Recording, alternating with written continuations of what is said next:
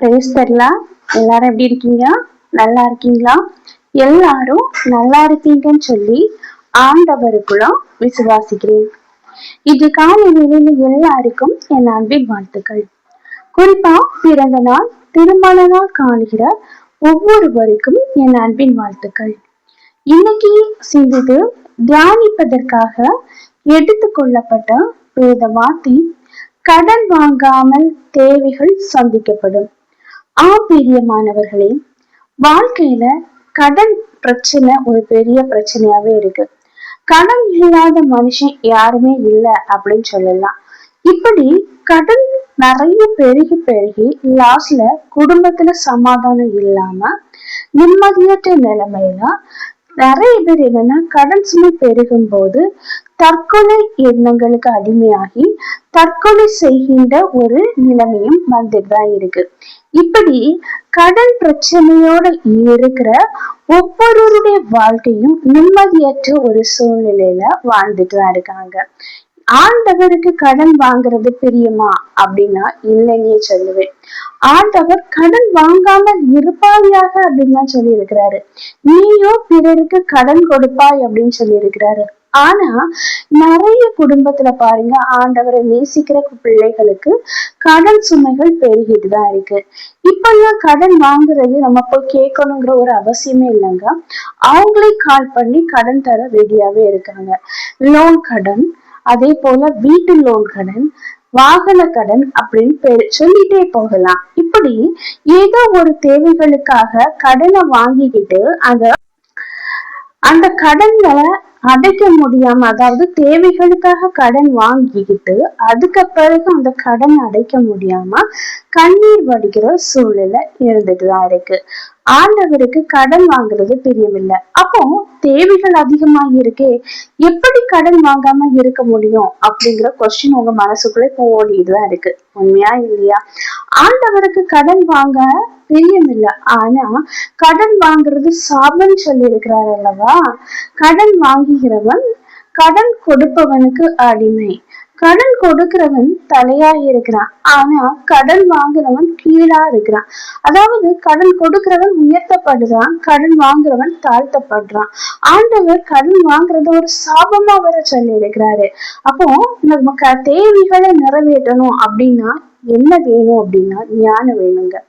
நம்ம வாழ்க்கையில நம்ம தேவைகள் நிறைய அதிகமா இருக்கு அப்படின்னு சொல்லிட்டு அளவுக்கு அதிகமா ஆசைப்படுறது, அடுத்தவங்க ஏதாவது ஒண்ணு அவங்க வசதிக்கு ஏத்த மாதிரி வாங்கினாலும் தன்னுடைய வசதியை மிஞ்சின அளவுக்கு அந்த தேவைகளை வச்சுட்டு அதை எப்படியாவது அடைஞ்சே தீரணும் அப்படின்னு சொல்லி நம்ம தகுதிக்கு மீறி ஆசைப்பட்டு அந்த தேவைகளுக்காக கடன் வாங்கும் போது அந்த கடன்கள் அதிகரிக்கிறத பார்க்கதான் முடியும். அப்போ அந்த தேவைகள், அதாவது அன்றாட தேவை, இப்போ நீங்க யோசிக்கலாம், அன்றாட தேவையே நிறைவேற்றவே எனக்கு கஷ்டமா இருக்கே அப்படின்னு சொல்லி. பிரியமானவர்களே, ஆண்டவருடைய வார்த்தைக்கு செவிகளை சாய்க்கும் போது தேவையற்ற கடன் மாறி போகும். நம்ம வாழ்க்கையில ஆண்டவருடைய நீதியை தேடணும். அவருடைய வார்த்தைக்கு செவிகளை சாய்க்கும் போது தேவையற்ற கடன்களிலிருந்து நம்ம விடுதலை அடையலாம். நம்ம வாழ்க்கையில நிறைய கடனை எடுத்து தேவைகளை நிறைவேற்றுவது, திருமண காரியங்கள், அதாவது தன்னுடைய குழந்தைக்கு எப்படியாவது நல்ல ஒரு இடத்துல தேவைகள் மேரேஜ் ஆகணும் அப்படின்னு சொல்லி தன் தகுதிக்கு மீறி வரதட்சணைங்கிற ஒரு பேர்ல தன் தகுதிக்கு மீறி வரதட்சணை கொடுக்கிறது, அது கடன் வாங்கி. அப்போ அப்படி கடன் வாங்கும் போது எப்படியாவது இந்த கடனை அடைச்சிடலாம் அப்படின்னு சொல்லிதான் கடன் வாங்குவாங்க. ஆனா அவங்களால கடன் அடைக்க முடியாத நேரத்துல வட்டி கடன் பெருகி வட்டிக்கு மேல வட்டி வாங்கி லாஸ்ட்ல அந்த கடன் அடைக்க முடியாமல் எத்தனையோ குடும்பங்கள் தற்கொலைக்கு ஆளாகுது. அதாவது கடன் பிரச்சனை, கடன் நிமித்தமாக நிம்மதி இல்லை, சந்தோஷம் இல்லை, சமாதானம் இல்லை. அப்போ இந்த கடன் வராம இருக்கணும்னா தேவனுடைய நீதியை தேடணும். இப்போ எக்ஸாம்பிளுக்கு சொல்றேன், பைபிள்ல ஒரு நிகழ்வு. ஐஸ்வர்யவான் கடவுள்கிட்ட ஆண்டவராகி இயேசு கிறிஸ்துட்ட நான் பரலோக ராஜ்யத்துக்கு போகணும்னா என்ன பண்ணணும் அப்படின்னு சொல்லி கேக்குறாரு. ஆண்டவராகிய இயேசு கிறிஸ்து 10 கட்டளைகளை கைப்பற்றி வா அப்படின்னு சொல்றாரு, பின்பற்றி வா அப்படின்னு சொல்லி. ஓகே, நான் 10 கட்டளைகளை நான் பின்பற்றி வாரேன், அதுக்கு பிறகும் எனக்கு தாழ்மை வரணும்னா நான் என்ன பண்ணணும் அப்படின்னு சொல்லி. அப்ப ஆண்டவர் என்ன சொல்றாரு, உன்னுடைய செல்வத்தை அனைத்தும் தரித்திரக்கு இல்லாதவங்களுக்கு கொடு அப்படின்னு சொல்லி. அப்போ அந்த ஐஸ்வர்யனால முடியல, ஏன்னா அவனுக்கு அவனுடைய செல்வத்தின் மீது அளவு கடந்த பற்றுதல் இருந்தது. அத சோதிக்கதான் ஆண்டவர் இப்படி சொல்லியிருக்கலாம். அப்போ இத கேட்டு அந்த ஐஸ்வர்யமான் உண்மையாகவே தனக்கு இருந்தது ஆசைகள்ல இல்லாதவங்களுக்கு கொடுக்கும் போது ஆண்டவர் அவரை பல மடங்கு ஆசீர்வதிச்சிருக்கலாம். ஆனா அவனுக்கு செல்வத்தின் மீது இருக்கிற அந்த ஈர்ப்பின் காரணமாக அதை கொடுக்க மறந்தவரா மாறி போறாரு. பாருங்க, ஆண்டவர் இந்த பூலோகத்துல, அதாவது இந்த உலகத்துல ஐஸ்வர்யத்தை தேட சொல்லல, பரலோக ராஜ்யத்துல உனக்கு ஆனா ஐஸ்வர்யத்தை தேட சொல்றாரு. அது அழியாது. பரலோக ராஜ்யத்துல நம்ம போகும்போது நம்முடைய நன்மைகள், நம்ம செய்த நன்மைகள் தான் நம்ம பின்னால வருமே தவிர, இங்க பொக்கிஷமா நம்ம பாதுகாத்து வச்சிருக்கிற செல்வங்கள், ஆசீர்வாதங்கள் எதுவுமே நம்ம இறந்த பிறகு நம்ம ஆத்மா கூட வரப்போறது கிடையாது. இது நிலையில்லாத உலகம். இந்த உலகம் ஒரு மாயை. இந்த மாயான உலகத்துல எல்லாம் வேணும் அப்படின்னு சொல்லி அந்த மாயைக்கு பின்னால, உலக பிரகாரமான வாழ்க்கைக்கு பின்னால நம்ம ஓடிட்டு இருந்தோம்னா நமக்கு கண்டிப்பா அங்க கிடைக்கிறது எதுவுமே இல்லை. இந்த உலகத்துல இருக்கிற சந்தோஷங்கள் நிரந்தரம் கிடையாது. பரலோக ராஜ்யத்துல இருக்கிற சந்தோஷங்கள் தான் நிரந்தரம். இது உண்மை. அப்ப நம்முடைய வாழ்க்கையில நிலையான ஒரு சந்தோஷத்தை தரணும் அப்படின்னா அது இந்த உலகத்துல இருக்க செல்வத்தால தர முடியாத ஒன்று. எத்தனையோ பெரிய பெரிய செல்வந்தர்கள் இருக்கிறாங்க, எத்தனையோ ஆசைகளை சம்பாதிச்சு வச்சிருக்காங்க. ஆனா ஒரு வியாதி அந்த உலகத்துல இருந்து அவங்க மறிச்சு போனாங்கன்னா அங்க என்ன பிரயோஜனம்? அவங்க வச்சிருக்கிற அந்த செல்வந்தங்களை கொண்டுட்டு போக முடியுமா? கிடையாது. எல்லாத்துக்கும் இருக்கிறது மாதிரி இந்த 6 அடி நிலம் தான் ஒவ்வொருவருக்கும். இது நிரந்தரம் இல்லாத ஒரு செல்வம்.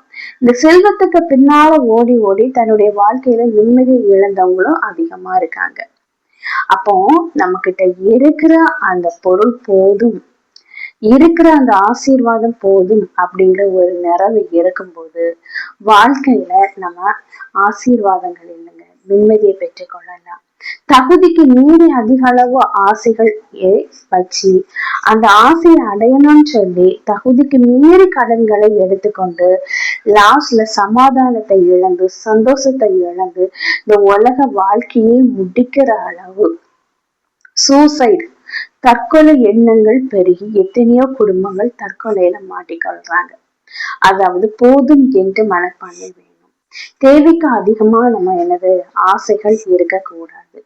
ஆண்டவருடைய வார்த்தைக்கு செவிகளை சாய்க்கும் போது, அவருடைய வார்த்தையை பின்பற்றி நடக்கும் போது கண்டிப்பா ஆண்டவராக இயேசு கிறிஸ்து நம்ம தேவைகளை நிறைவேற்றுவாரே. இப்போ நம்ம பைபிள்ல நீதிமொழிகள் 22வது அதிகாரம் 7வது வசனத்தை எடுத்து நம்ம படிக்கும் போது, ஐஸ்வர்யவான் தரித்திரனை ஆளுகிறான், கடன் வாங்கிறவன் கடன் கொடுத்தவனுக்கு அடிமை. ஆமீன், ஹல்லேலூயா.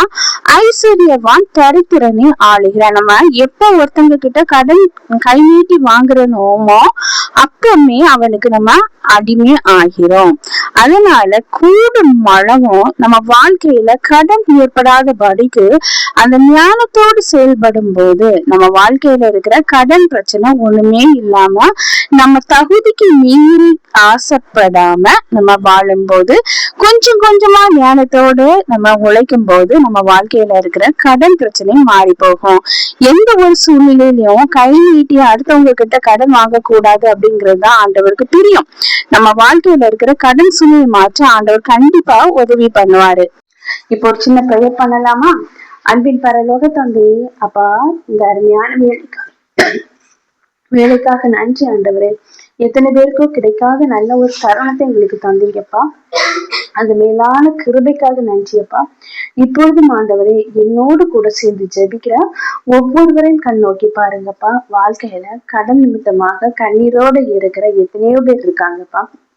அவங்க வாழ்க்கையில தேவைகள் நிறைவேற்றப்படாதா, இந்த கடன்கள் என்னை விட்டு மாறாதா அப்படின்னு சொல்லி மனதுல நிம்மதியற்ற சூழ்நிலையில கண்ணீரோட இருக்கிற ஒவ்வொருவரையும் கண்ணோக்கி பார்க்க வேண்டும் என்று ஜெபிக்கிறேன் ராஜா.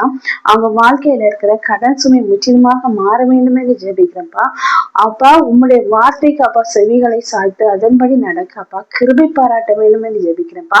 ஒவ்வொருவருடைய வாழ்க்கையில இருக்கிற கடன் பிரச்சனையை மாற்றப் போவதற்காக நன்றி ஆண்டவரே. ஒவ்வொருவரையும் தாழ்த்தி அப்பா உங்களுடைய கரத்திலே ஒப்படைக்கிறேன். நீங்க பொறுப்படுத்தி வழி நடத்தி செல்லுங்க. மீட்பர் இயேசுவின் மூலம் ஜெபம் கேளும் அன்பு நிறைந்த பரம தந்தையே. ஆமீன் ஆமீன். கர்த்தர் உங்க ஜெபத்தை கேட்டிருக்கிறாரு. கண்டிப்பா ஆண்டவர் உங்க வாழ்க்கையில கடன்கிற பாரத்தை மாற்றி போடுவாரு. கர்த்தர் தாமே இவ்வார்த்தைகளை ஆசீர்வதிப்பராக. ஆமீன் ஆமீன். ஹல்லேலூயா.